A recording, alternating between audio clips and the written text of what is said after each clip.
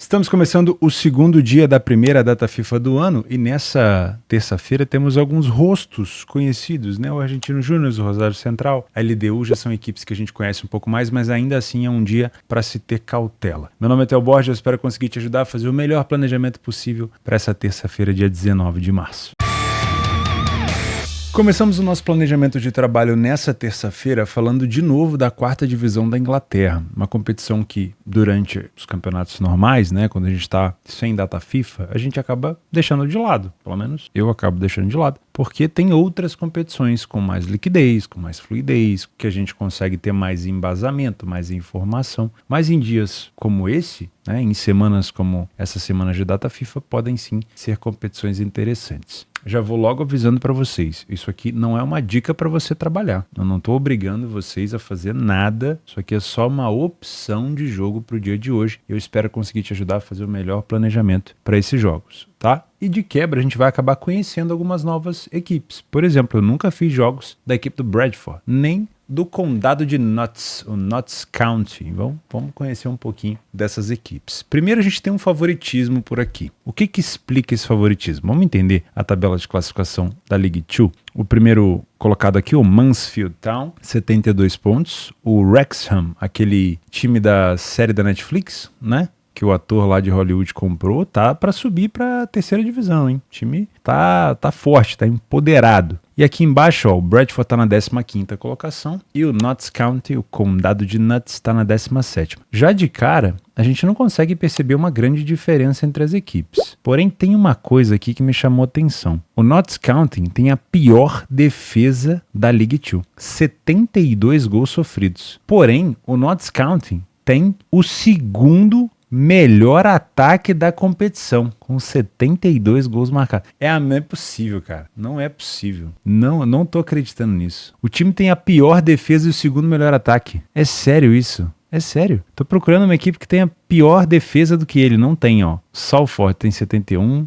Sutton tem 70. Não tem. O Notts County é a equipe, o condado de Notts é a equipe que mais sofreu gol na League 2. E é, atrás do líder, Mansfield Town, a equipe que mais marcou gol na competição. Pô, isso aqui é bizarro, é absurdo. Isso aqui, esse time é uma máquina mortífera, né? O famoso dá e toma. Impressionante. Vamos dar uma olhada no PDF de apoio? Óbvio, a gente tem cores aqui predominantemente vermelhas, porque são equipes de meio para baixo da tabela. O time do Bradford é ali o 18º melhor mandante, não tem uma campanha boa dentro de casa, quer ver? Ó? A gente coloca como mandante aqui, o time tá lá embaixo, ó, 18º. E como visitante, o time do Notts, que toma gol pra caramba, tá em 17º. Então, nada de novo, né? De iniciativa, nenhum dos dois se destaca. Os dois times falharam em marcar quase que na mesma quantidade, porém, o time do Notts consegue marcar quase 10 gols a mais do que a equipe do Bradford. Só que sofre quase o dobro, quase o dobro. São quase 20 gols a mais do que a equipe do Bradford. Então, ao mesmo tempo que eu tenho um ataque poderoso, eu tenho uma defesa horrorosa. E olha, faz tempo que eu não via uma quantidade de gols tão diferente entre sofridos e marcados. A média de gols sofridos do Notts é de 2,1 gols sofrido por jogo. O primeiro tempo, obviamente, a gente vai ter sempre o Notts tendo mais gols marcados, porque é o segundo melhor ataque da competição. Então tem o dobro de gols marcados do que a equipe do Bradford, mas tem mais gols sofridos. Talvez, pela quantidade de gols sofridos também do mandante aqui, do Bradford, que tem 15 e o Notts tem 17, a gente pode enaltecer a força ofensiva do Notts. Concorda comigo? Mais vitórias, mesmo número de derrotas. Então aqui a gente pode enaltecer a força ofensiva, mas são duas equipes péssimas na defesa, no primeiro tempo. No segundo tempo, aí o Bradford já reduz quase pela metade o número de gols sofridos, aumenta mais que dobra o número de gols marcados, sobe o número de vitórias e desce o número de derrotas. Aqui sim a gente tem um favoritismo claro, né? Porque o Notts continua sofrendo gol pra caramba, os caras conseguiram sofrer 5 gols a mais, quase 6 gols a mais do que no primeiro tempo, e aumentaram um pouquinho a força ofensiva, mas perdem mais e tem menos vitórias. A média de gols sofridos no segundo tempo do Notts é de 1,2. Então não dá pra gente confiar numa equipe como essa, né? A gente veio falando, ontem a gente comentou isso, né? Sobre se é um jogo under, se é um jogo over. Bom, só pelo fato de ter a pior defesa e o segundo melhor ataque já me parece um jogo over, né? 63% dos jogos do Notts fora de casa foram over 2,5 e apenas 37% do Bradford dentro de casa. Ou seja, quem puxa esse jogo para um over quem puxa esse jogo para pirotecnia é o time do Nuts. O Nuts marcou em 21% dos jogos fora mais do que 2 gols, então é uma equipe que costuma fazer isso com alguma frequência, pelo menos o over 1,5 foi bem frequente, mas também é uma equipe que sofreu mais de 2 gols fora de casa em torno de 32% dos jogos. Tá? Então, realmente é uma defesa muito vazada. Nos momentos dos gols, o segundo tempo, o início do segundo tempo e final do segundo tempo, são os momentos onde o Bradford mais faz gols, e no início do jogo e no final do jogo, né, primeiros 15 minutos e últimos 15 minutos, é onde o Bradford mais sofre gols, né, nos polos. A equipe do Nuts acelera o seu jogo desde ali da metade do primeiro tempo até os minutos finais, mas o momento que ele mais marca é no meio do segundo tempo, e o momento que mais sofre, e aqui pode ser um bom momento para a gente pensar em gols, são nos últimos 15 minutos de jogo, né, mais os acréscimos, obviamente. Então a gente pode ter, como o time do Bradford também marca e sofre muito ali, e o do Nuts sofre muito naquele momento, esse over limite no final pode ser interessante, dependendo se o jogo não chegar desempatado. Principais jogadores da equipe do Bradford tem aqui o Jake Young, com 16 gols marcados, e o Andy Cook, com 15 gols marcados. Principais goleadores da equipe, está bem dividido, que são 2 jogadores principais. Do lado do Nuts, temos o Langstaff com 23 gols, Crowley com 13 gols, J.D. Jones com 20 assistências, pô, esse cara aqui é absurdo, e o McGoldrick com 12 gols. Se você tem curiosidade de olhar a escalação antes do jogo começar, verifique se esses rapazes vão começar o jogo aqui. Se você é um trader, você conseguiu perceber que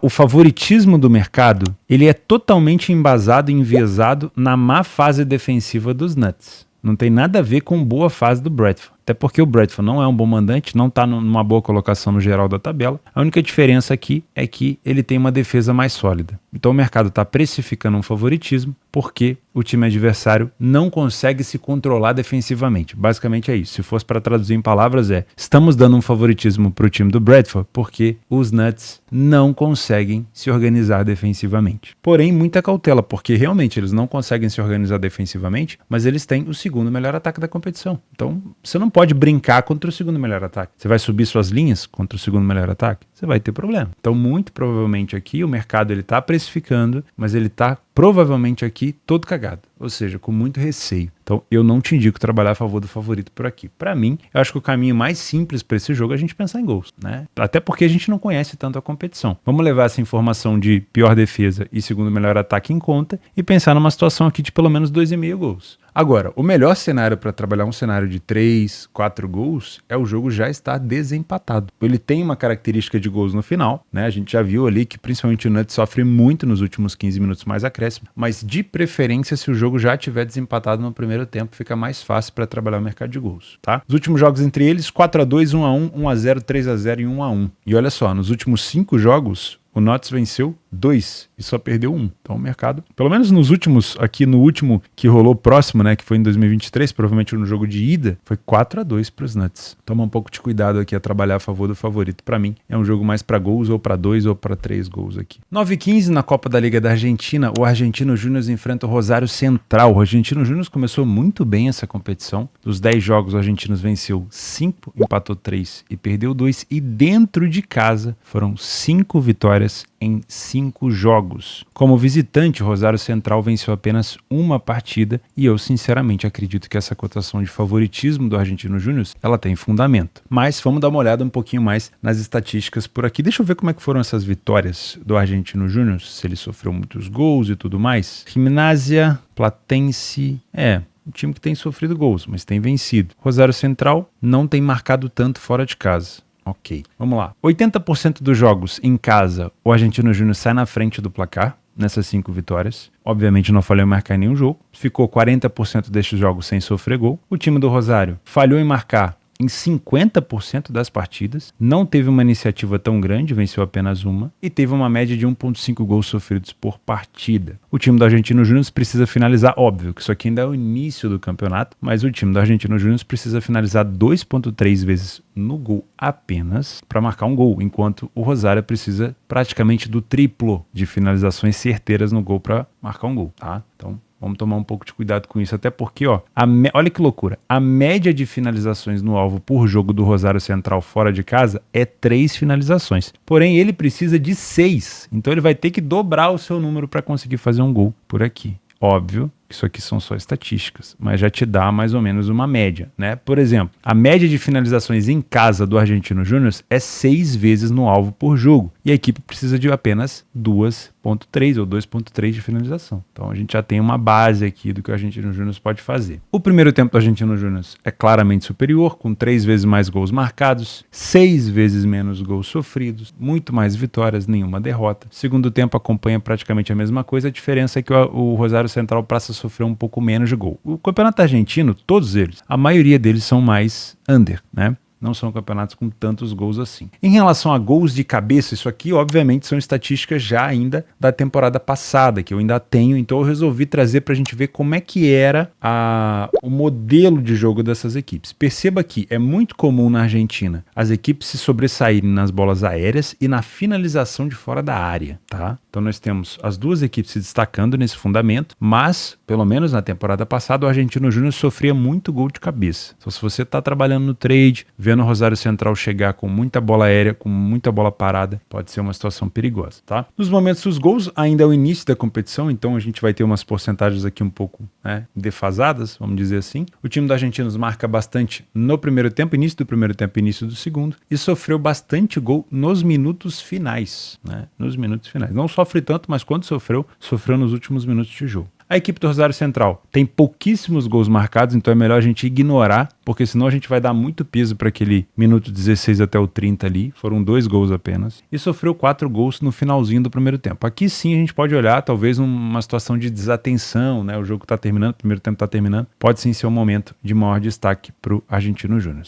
Ainda é muito cedo no campeonato para a gente falar quem são os principais jogadores das duas equipes. Temos aqui do lado do Argentino Júnior o Lescano já se destacando aqui com 5 gols, mas ainda, como eu falei, é muito cedo. Sinceramente, pelo início de campeonato do Argentino Júnior, eu acho que a gente pode criar pelo menos um pouquinho de viés, acho que não vai ser nenhum crime, criar um pouquinho de viés para o lado do Argentino Júnior, que venceu todas as partidas dentro de casa na competição. E o Rosário Central só venceu uma das 6 partidas que disputou fora de casa. Então, como já é uma competição de primeiro escalão na Argentina, provavelmente com uma liquidez um pouco maior, pode ser interessante, se você vai trabalhar esse jogo, pensar num back favorito, ou quem sabe não ler a pior equipe no Rosário Central, se de fato o Argentino Júnior estiver jogando muito bem. Se você é um Panther por aqui, eu gosto dessa cotação do Argentino Júnior, sinceramente. Se você conseguir pegar uma cotação mais alta, até mesmo um empate anula pode ser interessante, tá? Em relação ao mercado de gols, o Rosário Central precisa de muitas finalizações para fazer um gol. Pode ser que hoje seja um dia diferente, que hoje ele esteja iluminado, mas na maioria das vezes não é uma equipe que consegue marcar tanto fora de casa. Então eu prefiro não pensar no mercado de gols por aqui. E se fosse para trabalhar alguma coisa a favor de gols, olharia para no máximo um cenário de 2 gols. Mas eu prefiro pensar numa situação a favor do Argentino Júnior por aqui, que é a boa fase, e a boa fase ajuda muito a equipe em campo. Nas opções de jogos extras, de jogos complementares para essa terça-feira, um jogo bem interessante que ainda não tem cotação, eu tô gravando esse vídeo ainda no domingo, é LDU de Quito contra a Libertad.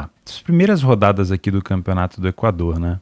A LDU disputou 3 jogos e venceu 2 partidas, perdeu uma, e a Libertad perdeu as 3 partidas que disputou. Sinceramente, pode ser interessante, não sei quanto vai abrir a cotação da LDU, mas eu acho interessante, provavelmente fora de casa a LDU vai estar com uma cotação mais alta, pode ser interessante ficar de olho nesse jogo, tá? Além disso, tem a apertura aqui no Uruguai, Deportivo Maldonado contra o Defensor Sporting. Não são equipes de grande destaque ali em cima, mas pelo menos o Defensor Sporting já está ali numa classificação um pouco mais alta. Dá para observar o jogo também se tiver um pouquinho de liquidez. Lembrando novamente, são dias difíceis, né? São grades fracas. Se você não tem metodologia, não tem confiança, não inventa moda, não coloque seu dinheiro onde você não tem confiança, nem porque eu falei, muito menos porque eu falei, né? No final das contas é você com o seu dinheiro, então eu só estou tentando aqui te ajudar de alguma maneira, mas se você não for fazer nada, não tem problema. Eu particularmente não vou fazer nada nesse dia de hoje, mas se você vai fazer, muita cautela, se não tem confiança, mas mesmo assim quer fazer, reduz um pouco o seu capital, pelo menos para não ter um